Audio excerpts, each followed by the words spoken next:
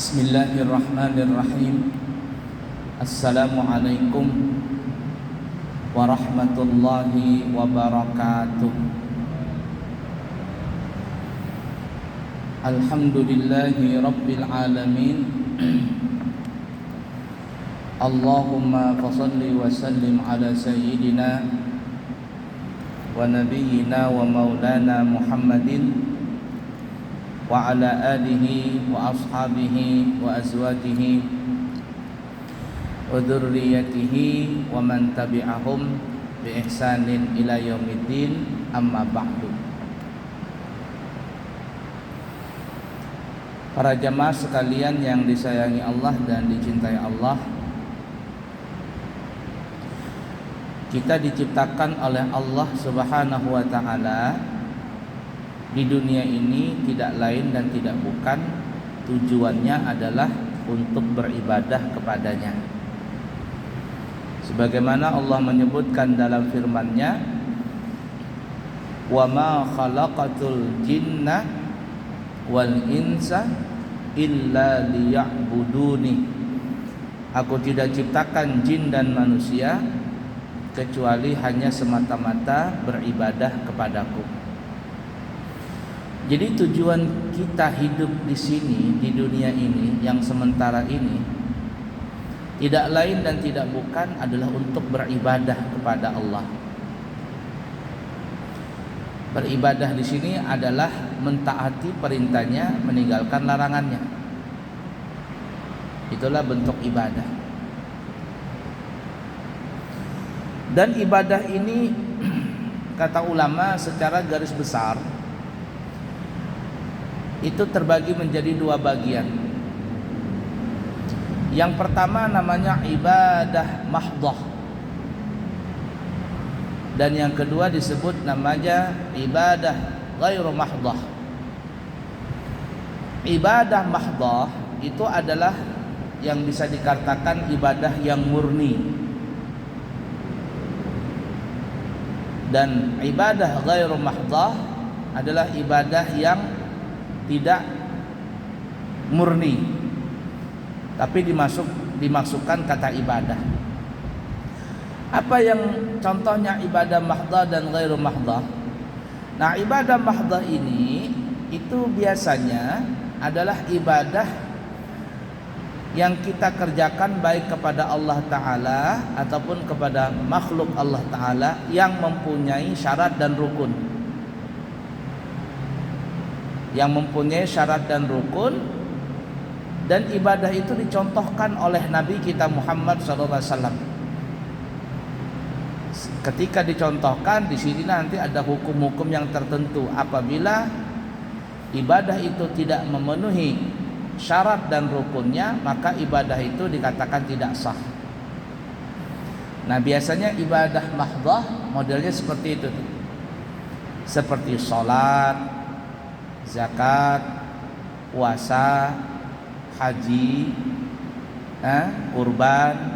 Ini adalah ibadah-ibadah yang berkaitan kepada Allah Ta'ala, yang mempunyai syarat dan rukun.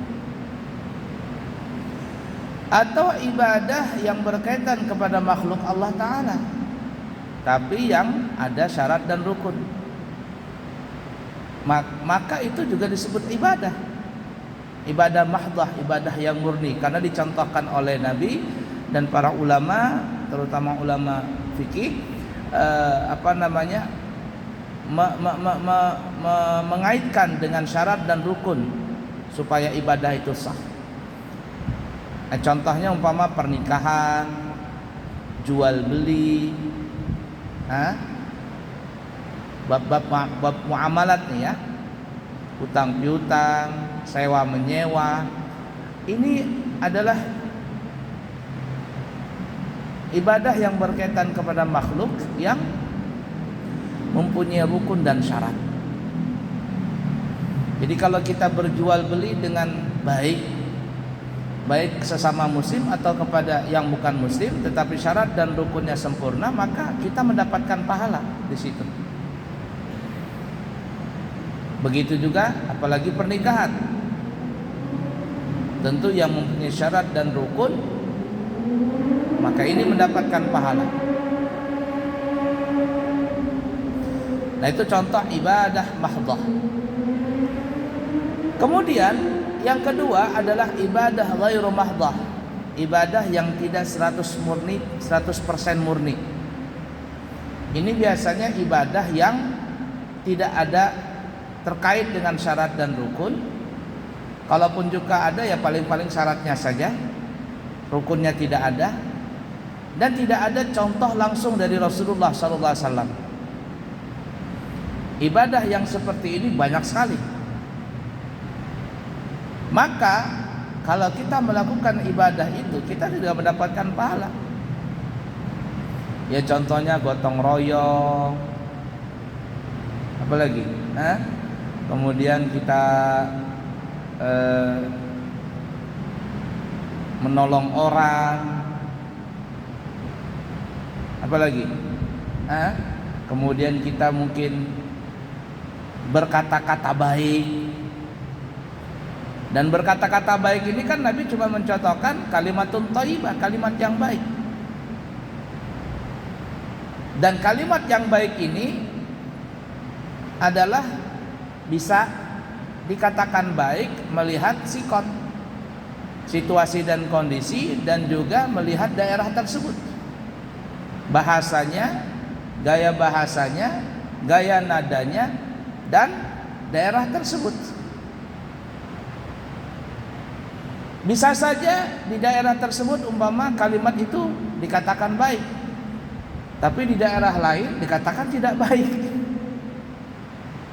Nah, ketika kita berkata di daerah yang dikatakan baik kata-kata itu, kita no problem, dapat pahala. Tapi ketika kita berkata itu di tempat lain dengan kondisi yang lain, ini bisa timbul masalah. Nah, Nabi cuma mengatakan kalimat yang baik. Untuk caranya melihat situasi, kondisi, dan daerah tersebut, bahasa, tata bahasa, dan lain sebagainya. Contoh saja lah ya, contoh saja. Umpama kalimat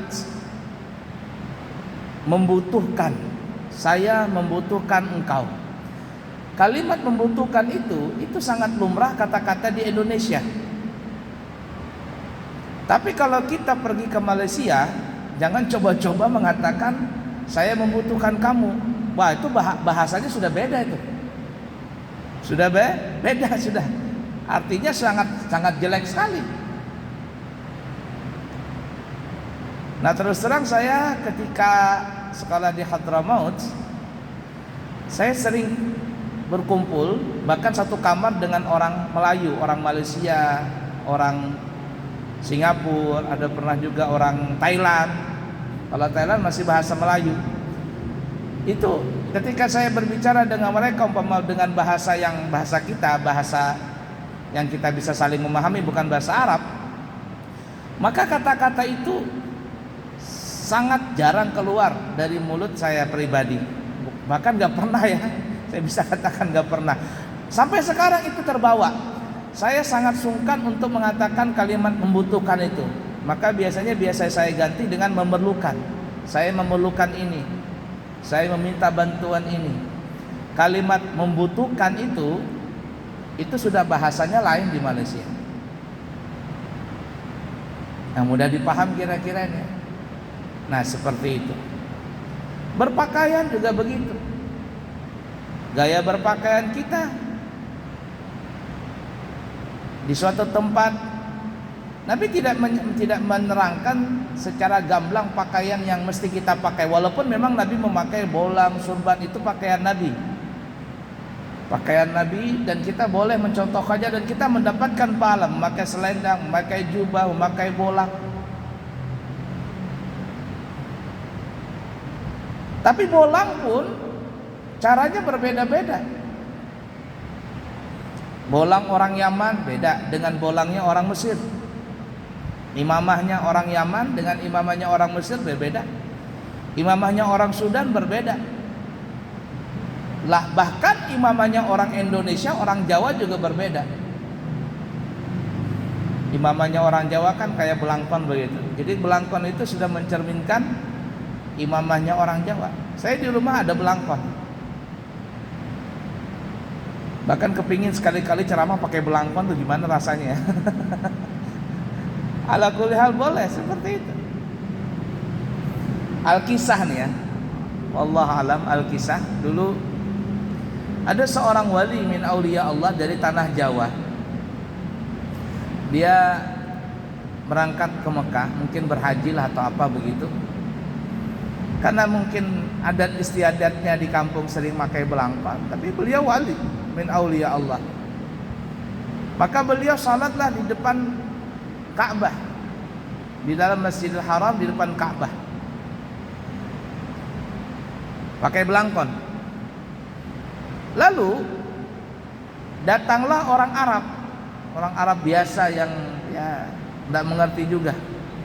Ketika dia masuk ke dalam Masjidil Haram, dia ngelihat orang Indonesia ini, orang Jawa ini pakai belangkon lagi sholat. Timbullah geretek dalam hatinya si orang Arab ini. Ah, kenapa ini aneh-aneh pakai bolang seperti ini? Lalu isenglah si orang Arab ini, belangkonnya si wali dari Jawa ini ditepasnya, ditepaknya begitu sehingga bolangnya itu jadi mereng. Bolangnya jadi mereng. Subhanallah. Lalu apa yang terjadi? Ketika bolangnya si wali dari Jawa ini mereng, tiba-tiba tanah di sekitar Ka'bah itu jadi mereng. Orang yang tawaf di situ merasa kayak ada mereng di tanah ini. Gara-gara si Arab usil ini menepes belangkonnya si wali Jawa ini. Kemudian tidak lama kemudian datanglah seorang wali min auliya Allah, tapi dari Arab, dari Mekah situ. Dia ngelihat di tanah Mekah ini, di tanah sekitar tawaf ini kok mereng begitu. Ada apa mereng ini? Kok tumben-tumbennya mereng begini? Lalu Allah membukakan mata hatinya, apa penyebabnya ini? Ternyata dia ngelihat seorang wali Jawa itu sedang sholat, belangkonnya lagi mereng. Belangkonnya mereng. Lalu dibetulkanlah belangkonnya si wali dari Jawa ini. Wali Arab ini membetulkan belangkonnya. Ketika dibetulkan belangkon tadi, maka tanah di sekitar tawaf itu pun akhirnya kembali menjadi rata. Nah, subhanallah. Itu yang kita katakan tadi, gaya surban itu berbeda-beda. Ala kulli hal, kalau ada orang yang meniatkan kopiah itu jadi bolangnya, dia sudah jadi pahala. Bahkan kalau tidak salah pendapatnya Al-Imam Ibnu Hajar Al-Asqalani, Ibnu Hajar ya. Ibnu Hajar Al-Asqalani kalau tidak salah, saya ada baca di satu kitab. Beliau berpendapat kopiah yang kita pakai itu sudah dikatakan sama memakai bolang. Pendapat beliau nih ya. Jadi kalau ada orang cuma pakai kopiah tidak memakai bolang, menurut beliau itu sudah dapat pahala. Sama halnya seperti orang memakai bolang. Subhanallah. Nah, ala kulli hal seperti itu tuh ya. Contoh ibadah mahdhah dan ibadah ghairu mahdhah. Ibadah yang betul-betul murni dan ibadah yang tidak 100% murni tapi dikatakan ibadah. Ala kulli hal. Nah, sekali lagi saya tegaskan, kalau ibadah mahdhah itu biasanya ibadah yang dicontohkan langsung oleh Nabi kita Muhammad SAW, kemudian diolah oleh ulama, lalu dipersempit lagi supaya betul-betul sah dengan apa? Dengan ditimbulkannya rukun ibadah tersebut dan syarat ibadah tersebut. Ada rukun dan ada syarat. Itu biasanya disebut ibadah mahdhah. Baik ibadah yang berkaitan kepada Allah ataupun kepada makhluk Allah Ta'ala. Dan yang kedua adalah ibadah ghairu mahdhah, itu kebalikannya, yaitu tidak ada contoh langsung dipraktekkan oleh Nabi, dan juga para ulama tidak merapatkan atau menyempitkan dengan syarat dan rukun. Ibadah itu dikatakan ibadah tidak perlu pakai rukun dan tidak perlu pakai syarat. Maka ibadah yang seperti ini dikatakan ibadah, seperti contohnya tadi gotong royong dan sebagainya, ya, nolong orang, bantu orang, senyum dengan yang baik dan sebagainya. Maka yang seperti ini adalah disebut ibadah ghairu mahdhah. Baik, kita kembali.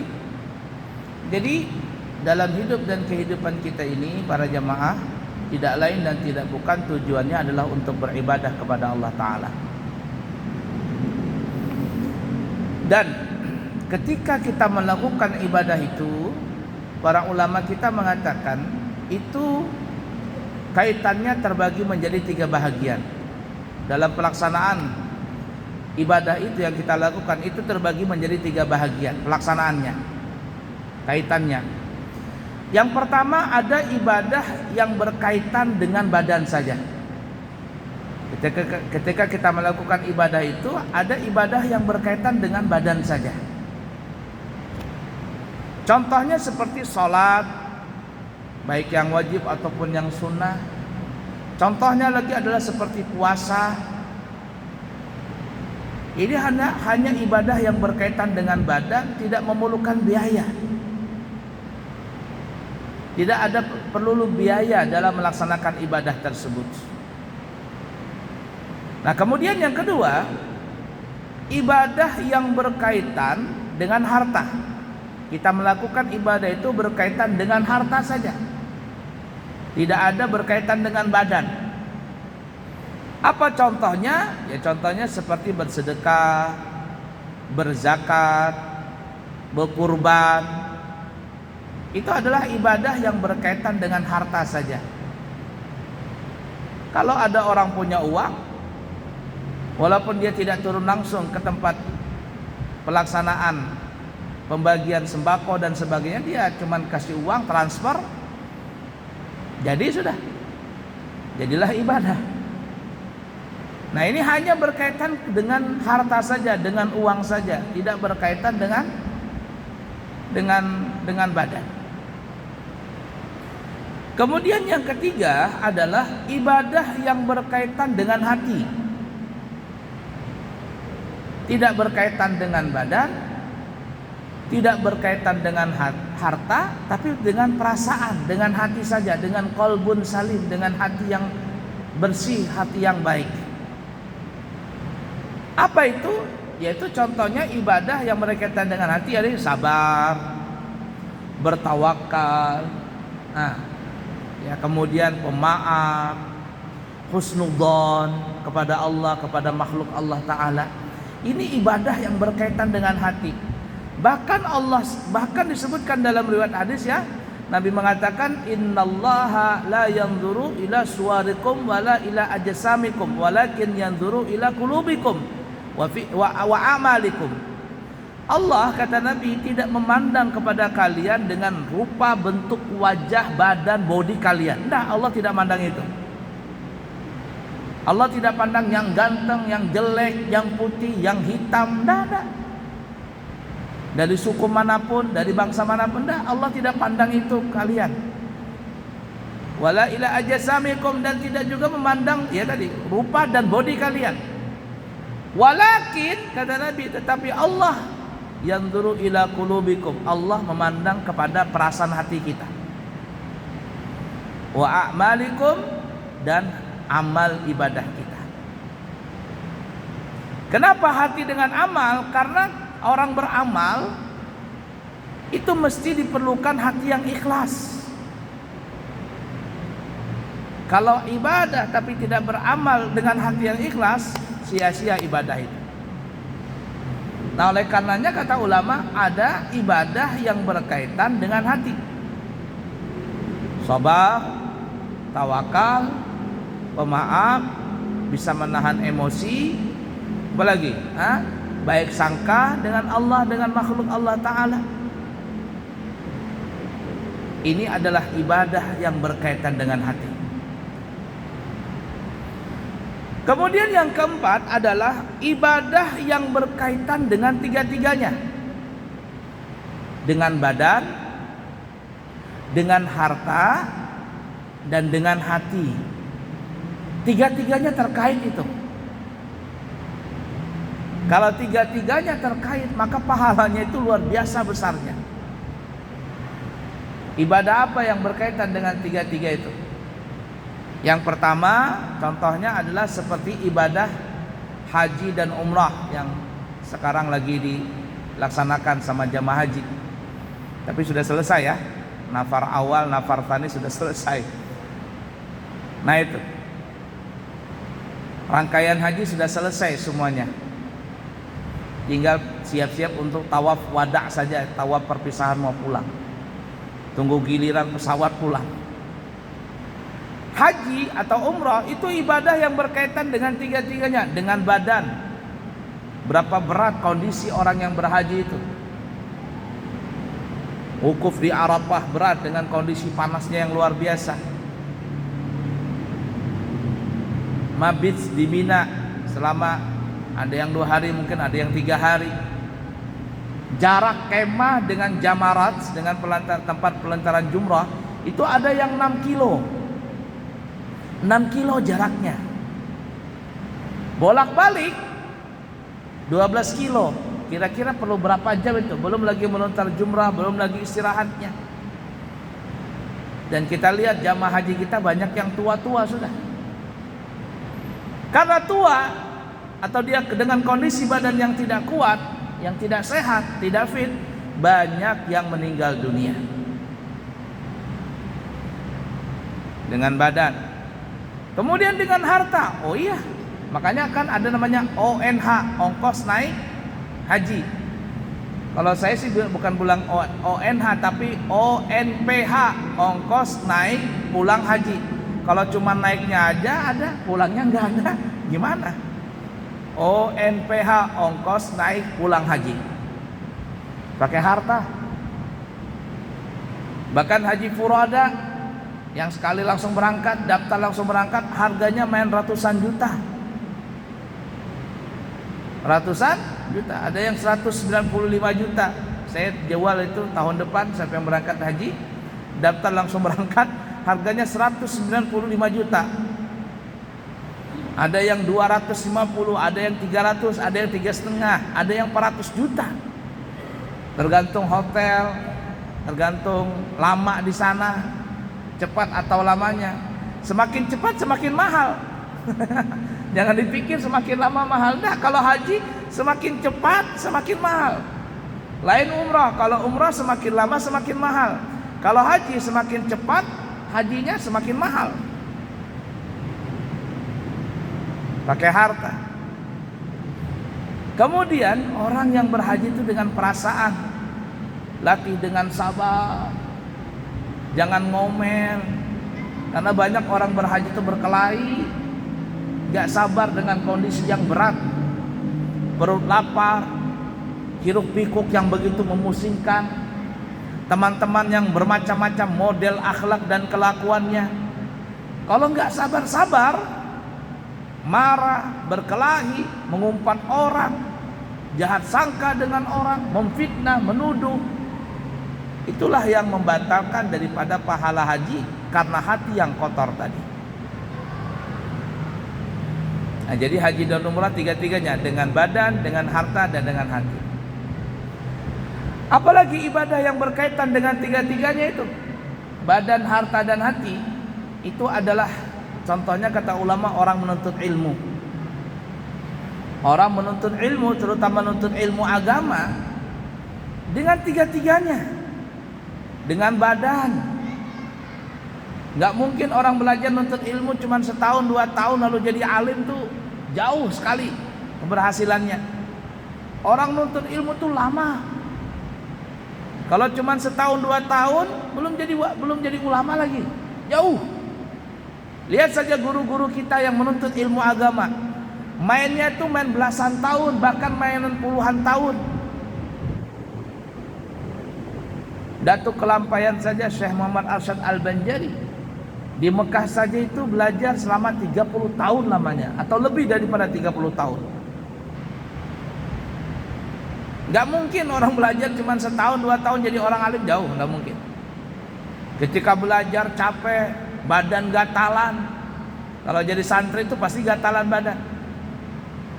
Coba tanya yang jadi santri, pernah nggak jadi santri? Pasti gatalan. Gatalan nggak jadi santri dulu. Sangkadian kata orang Banjar. Jerawatan, bibir sariawan. Biasa dicoba dengan kondisi badan itu. Kemudian apa lagi? Dengan harta. Orang yang menuntut ilmu pakai harta.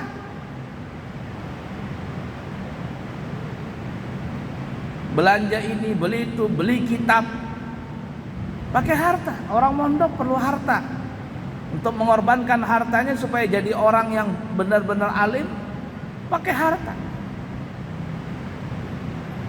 Kemudian apa lagi? Pakai hati dengan perasaan. Terkadang dimarahin guru, meraju apa enggak, ngambek apa enggak, jahat sangka enggak dengan guru. Terkadang ada teman yang nakal, ada yang gangguin, istilah zaman sekarang membuli. Sabar enggak kita dengan seperti itu?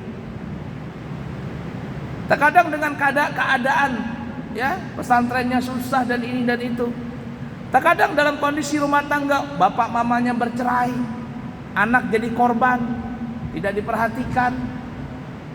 Ada yang menghalang-halangi, ada yang menghantu-hantui, ada yang mewas-wawasi. Cobaan semua itu. Tahan apa enggak? Makanya orang yang menuntut ilmu itu ibadahnya dengan tiga-tiganya tadi, dengan badan, dengan harta, dan dengan hati. Kemudian ada lagi kata ulama, ibadah yang berkaitan dengan tiga-tiganya, dan inilah kata ulama ibadah yang paling terpanjang. Paling terpanjang seumur hidup kita. Kalau kita melakukan ibadah itu ibadah yang paling terpanjang. Apa itu? Yaitu ibadah berumah tangga. Ibadah berumah tangga. Ketika kita para laki-laki sudah mengatakan saya terima nikahnya dan kawinnya Fulanah binti Fulan dengan mas kawin tersebut tunai, maka tanggung jawab seorang bapak kepada putrinya itu berpindah kepada kita seorang laki-laki. Ini perempuan,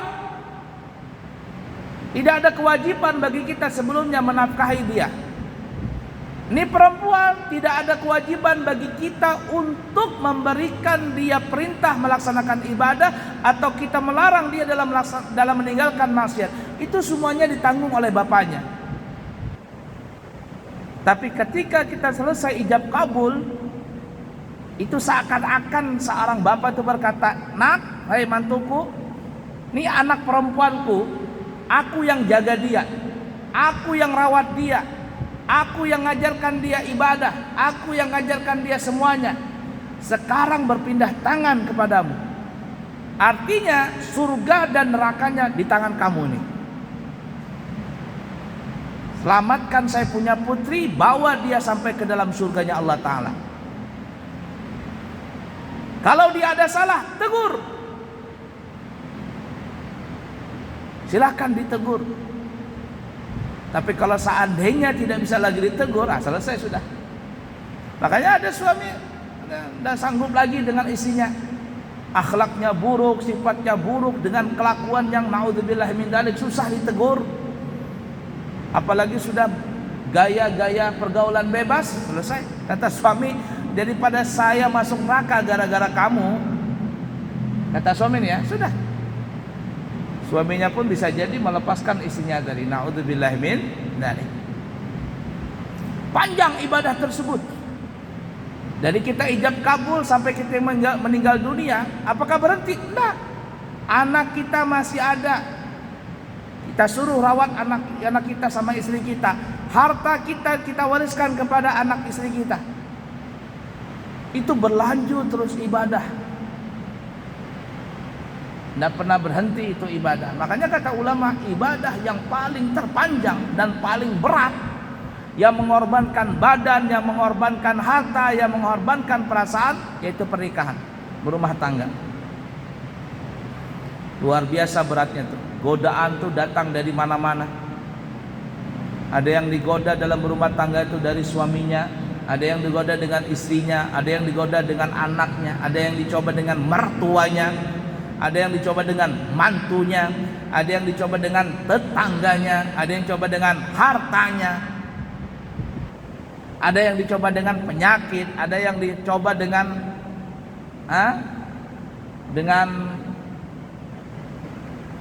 pergaulan yang berat itu dalam rumah tangga tadi.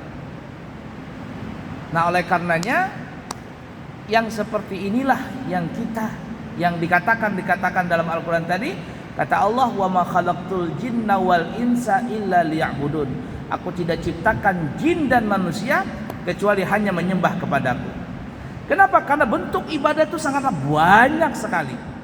Mungkin kita kira itu enggak ibadah, tapi ternyata itu dicatat sama Allah Ta'ala.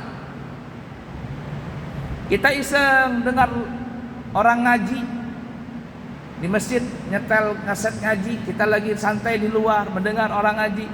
Apa kira enggak pahala? Pahala. Kita lewat begitu senyum dengan orang yang menyapa kita, apa kira enggak pahala? Pahala. Banyak sekali bentuk ibadah yang kita mungkin tidak melakukan ibadah tadi, tetapi dicatat oleh Allah sebagai ibadah, sebagai pahala. Yaitu yang kita katakan tadi namanya ibadah ghairu mahdhah. Ibadah yang tidak 100% murni tapi dicatat ibadah. Nah, subhanallah. Jadi rahmatnya Allah itu sangat banyak sekali, sangat besar sekali buat kita. Nah, oleh karenanya waktu yang tersisa, umur yang tersisa yang Allah masih titipkan kepada kita ini, mari kita berusaha untuk berbuat baik sebanyak-banyaknya. Namun ingat, setelah kita berbuat baik, jangan kita rusak ibadah tadi, jangan kita hilangkan pahala tadi. Kenapa? Karena ada ibadah yang sudah kita bangun hancur, rusak, hilang, bahkan berpindah kepemilikan dengan orang lain karena kita melakukan dosa.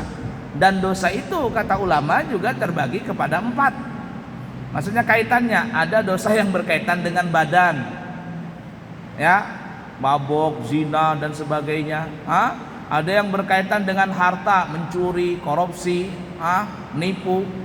Ada yang dengan hati, apa itu? Dengan hati, ya, suudzon dengan orang, jahat sangka, petatang petenteng, pemarah, ya, dan sebagainya, dendam. Ini dosa yang berkaitan dengan hati. Bahkan ada dosa yang berkaitan dengan tiga-tiganya, dengan badan, dengan harta, dengan hati, yaitu orang yang telah mendolimi, seorang suami mendolimi istrinya, atau seorang istri yang berkhianat kepada suaminya. Itu ibadah, itu dosa berkaitan dengan tiga-tiganya, dengan harta, dengan badan, dan dengan perasaan hati. Oleh karena itu, semoga Allah Subhanahu wa taala memberikan kepada kita pertolongan, inayah, hidayah, taufiknya, agar kita selalu berjalan di jalan yang diridhai oleh Allah Subhanahu wa taala, sampai kita nanti membawa iman, Islam, ihsan, takwa, dan kita mati mudah-mudahan dalam keadaan husnul khatimah, dengan mengucapkan kalimat tauhid la ilaha illallah Muhammad Rasulullah SAW. Allah ampuni segala dosa-dosa kita, Allah memberikan kita kemudahan di dalam segala urusan dunia dan akhirat, sampai nanti mudah-mudahan kita masuk ke dalam surganya Allah Subhanahu wa taala bersama kekasih kita Nabi Muhammad SAW tanpa hisab, dan bertetangga dengan Nabi kita di surga firdausnya Allah yang maha tinggi. Amin, amin, Allahumma amin ya rabbal alamin. Insyaallah nanti tanggal 11 Agustus kalau tidak ada halangan saya berangkat umrah, dan nanti di bulan September saya akan berangkat lagi membawa jamaah.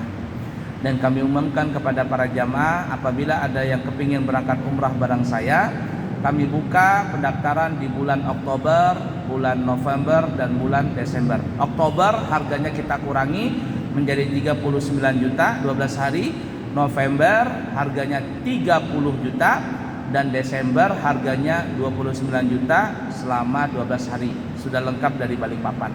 Yang kepingin berangkat dengan kami bisa memberikan harga seperti itu dengan syarat 5 pendaftar pertama. Siapa tahu ada yang berminat, maka silakan segera mendaftar. Kemudian kami juga pribadi atas pimpinan dan pengasuh pembina Pondok Pesantren Al-Islami Nurul Anwar mengundang kepada seluruh para jamaah semua, Bapak Ibu dan semuanya, Mudah-mudahan bisa berhadir di pesantren kami nanti tanggal 16 Juli 2023 maksudnya 16 Juli 2023 hari Ahad jam 9 pagi. Acara di pesantren kami adalah pelepasan dan wisuda para santri kami tingkat ula, ustadz dan ulya. Mudah-mudahan bisa datang hadir ke pesantren kami dan mendoakan anak-anak santri kami semuanya agar mereka menjadi anak-anak yang saleh dan salehah dan berbakti kepada Allah, Rasul, agama dan kepada gurunya dan juga kepada orang tuanya. Ini yang kami bisa sampaikan. Mudah-mudahan bermanfaat bagi kami dan semuanya dan semoga kita bisa mengamalkannya. Subhanakallahumma wa bihamdika asyhadu an la ilaha illa anta astaghfiruka wa atubu ilaik. Wa akhiru kalam wassalamu alaikum warahmatullahi wabarakatuh.